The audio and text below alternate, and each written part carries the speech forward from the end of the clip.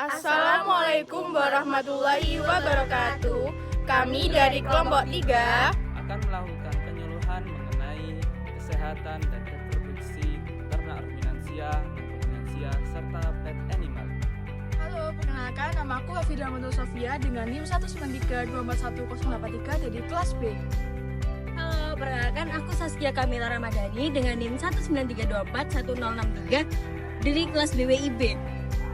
Halo, perkenalkan aku Elsyadianti Putri dengan NIM 193241093 dari BWIB. Halo, perkenalkan aku Aditya Kabarbowo dengan NIM 193241073 dari kelas BWIB. Halo, perkenalkan aku Muhammad Hakam Barak dengan NIM 193241053 dari kelas B. Pagi dok. Pagi. Jadi gini dok, saya mau coba jawab saya ini. Kenapa nggak penting ya dok? Padahal sudah dicalonkan berkali-kali. Kenapa ya dok? Oh, jadi saya nanti pak mungkin ada masalah misalkan pencernaan yang mengganggu saluran reproduksi pada sapi. Saran saya mungkin bisa melakukan inseminasi buatan pada sapi. Oh, inseminasi buatan itu apa itu? Inseminasi buatan adalah proses memasukkan sperma jantan ke saluran reproduksi betina tanpa melakukan proses perkawinan alami. Itu ya dok. Kalau saya sih mana dokter aja deh, gimana bagusnya? Siklus reproduksi pada hewan ruminansia seperti sapi, kambing, dan domba biasanya memerlukan sekitar 21 hari dan melewati 4 fase, yaitu fase estrus, diestrus, proestrus, dan metastrus. Lalu, fase yang paling penting adalah fase estrus, di mana ini di saat hewan betina sedang birahi atau siap untuk dikawinkan. Tandanya seperti gelisah, lalu diam saja saat menaiki, dan mengeluarkan lendir jernih dari vulva. Lalu, teknologi seperti inseminasi buatan, sinkronisasi estrus, hingga transfer embrio dan IVF itu digunakan untuk meningkatkan efisiensi dan mutu reproduksi. Tapi semua itu hanya terjadi jika nutrisi, sanitasi kandang, dan pengelolaan stres hewan dapat dilakukan dengan baik, plus dukungan USG atau pemantauan hormonal. Pagi dok. Pagi Pak.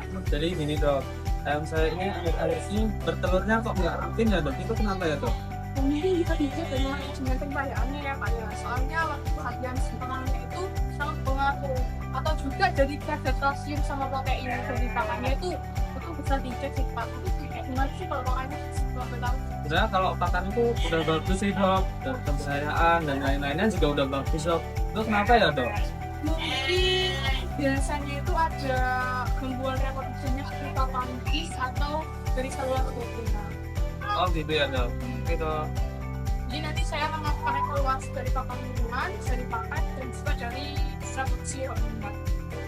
Betina mulai bereproduksi atau aktif bertelur dimulai pada umur 18 sampai 20 minggu. Dan siklus ovulasinya terjadi hampir setiap 24 jam dan ini tergantung pada pencahayaan. Nah, faktor pencahayaan ini sangat mempengaruhi pada stimulasi hormon LH dan FSH. Perilaku reproduksi pada ayam terjadi ketika mereka itu aktif mencari tempat untuk bersarang. Yang kedua, mereka berkokok dengan nada yang rendah, dan yang terakhir peningkatan suatu aktivitas.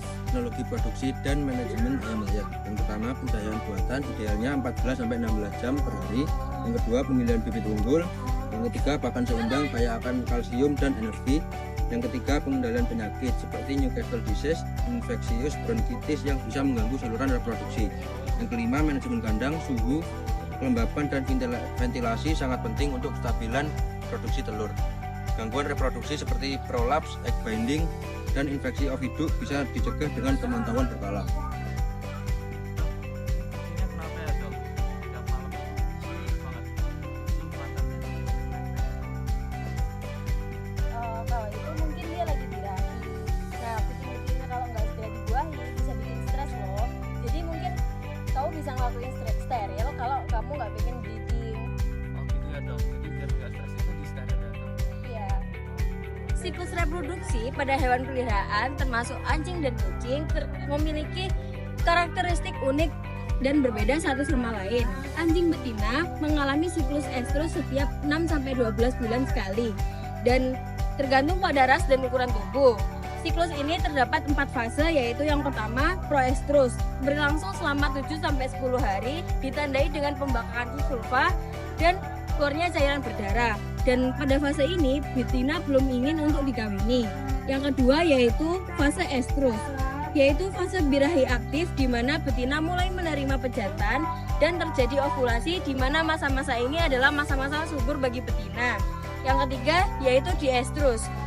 Jika tidak terjadi pembuahan, hormon progesteron tetap tinggi dan betina kembali ke dalam keadaan normal setelah 60-90 hari. Yang terakhir yaitu anestrus, yaitu masa istirahat reproduksi sebelum siklus berikutnya dimulai. Kucing betina memiliki siklus poliestrus musiman dan bersifat indus ovulator atau ovulasi yang hanya terjadi bila terjadi rangsangan kawin. Fase estrus bisa terjadi setiap 2-3 minggu selama musim kawin yang ditandai dengan perilaku birahi ekstrim dan kesiapan seksual yang tinggi. Teknologi telah diterapkan dalam menjaga kesehatan reproduksi. Seperti contohnya yaitu ultrasonografi atau USG, yaitu untuk mengecek pada kondisi rahim ataupun kondisi kehamilan. Kemudian ada sterilisasi. Sterilisasi itu seperti kastrasi untuk jantan ataupun OH untuk betina. Sterilisasi pada hewan seperti kastrasi ataupun OH itu sangat berfungsi untuk menjaga populasi supaya tidak ada penelantaran pada hewan. Kemudian juga untuk mencegah penyakit reproduksi seperti biometra ataupun tumor testis. Kemudian kesehatan reproduksi juga sangat berpengaruh pada lingkungan, nutrisi, dan juga dapat ditingkatkan dengan sering periksa ataupun kontrol berkala pada dokter hewan. Sekian video penyuluhan dari kami, semoga bermanfaat.